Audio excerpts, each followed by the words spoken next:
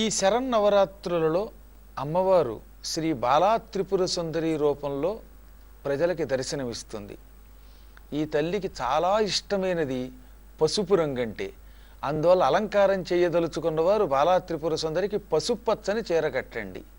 పసుపచ్చని పువ్వులంటే చాలా ఇష్టం. అంటే సువర్ణ గన్నేరు, గన్నేరు పువ్వులు, ఇలా పసుపు రంగులో ఉండే చామంతి పువ్వులు, బంతి పువ్వులు, ఇటువంటి వాటితో పూజ చేస్తే అమ్మవారు తొందరగా అనుగ్రహిస్తుంది. ఈరోజు నైవేద్యం గుడాన్నం. అంటే చక్కెర పొంగలిలో చక్కెర బదులుగా బెల్లం వేస్తే దాన్ని గుడాన్నం అంటారు. గుడాన్నం నైవేద్యం పెడితే పిల్లలు అభివృద్ధి పొందుతారు, బాగా చదువుకుంటారు, వాళ్ళకి ఆరోగ్యం బాగుంటుంది, వంశాభివృద్ధి కలుగుతుంది.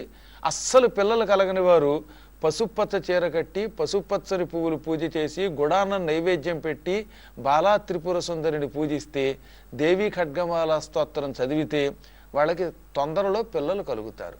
కాబట్టి బాలా త్రిపుర సుందరిని ఇలా అర్చించుకోండి.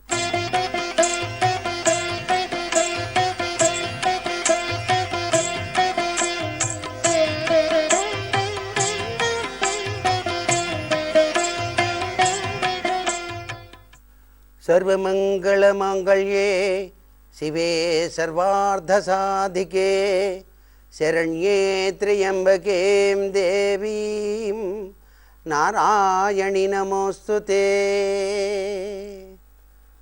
ఆశ్వీజ మాసం శుక్లపక్షం పాడ్యమి తిథి నుంచి దసరా శరన్నవరాత్రి మహోత్సవ ప్రారంభం జరుగుతోంది.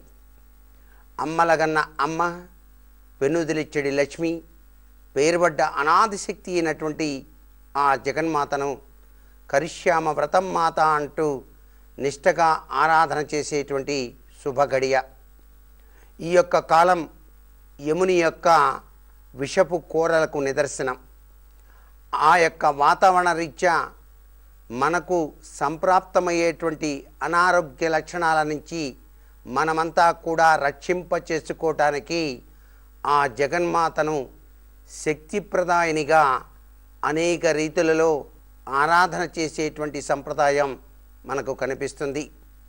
ఆ చక్కని తల్లిని త్రికరణ శుద్ధితో కనుక ఆరాధన చేసినట్లయితే ఆ జగన్మాత అమ్మా అని పిలిస్తే చాలు, కన్నా, నాయనా అంటూ మన్ని ఆశీర్వదిస్తుంది.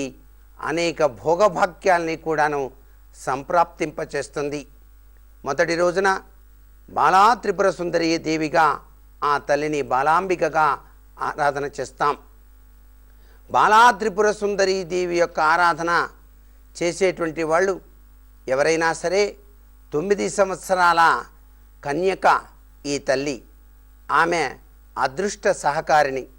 బాలాపదేశం చేయకుండా శ్రీచక్ర అర్చన చేయటానికి ఎవరికీ అధికారం లేదు. అందుకనే ఉపాసనాపరులు బాలా అర్చన మంత్రాన్ని నిష్టగా చేసిన తరువాత ఆ తల్లి లలితా పరమేశ్వరీ దేవి నివసించేటువంటి ఆ యొక్క శ్రీచక్ర పూజ సంబంధితమైనటువంటి ప్రభావాల్లో చక్కగా ఆచరణ చేసేటువంటి విధి విధానం మనకు కనిపిస్తుంది.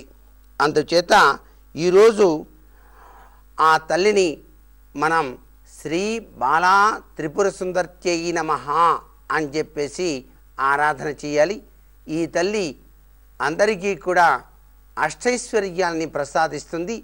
బాలగా భావన చేస్తూ ఈరోజు కన్యలకు కనుక పూజ చేసినట్లయితే శతవిధాలా కూడాను లాభదాయకవంతమైన ప్రభావంతో జీవితాన్ని గడపవచ్చు. దాన్నే మనం కుమారీ పూజ అంటాం. కుమారీలను పూజ చేసేటువంటి విధి విధానం ఈ దసరా పర్వదినాల్లో కనిపిస్తుంది. ఆ తల్లిని లలిత సహస్రనామార్చనతోనూ తరువాత సప్తశ్లోకి పారాయణాదులతోనూ చక్కగా పూజ చేసే మనమంతా కూడా ఆ తల్లి అనుగ్రహానికి పాత్రలమయ్యేందుకు అనుగ్రహ కటాక్ష వీక్షణాలతో జీవితాన్ని గడపడానికి ఈ దసరా శరన్నవరాత్రి మహోత్సవాలు మనకు చక్కగా సహకరిస్తాయి.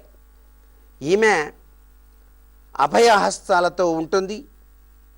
ఈ తల్లిని పూజ చేసేవారికి అనేక రీతుల్లో అదృష్టం వచ్చి తీరుతుంది.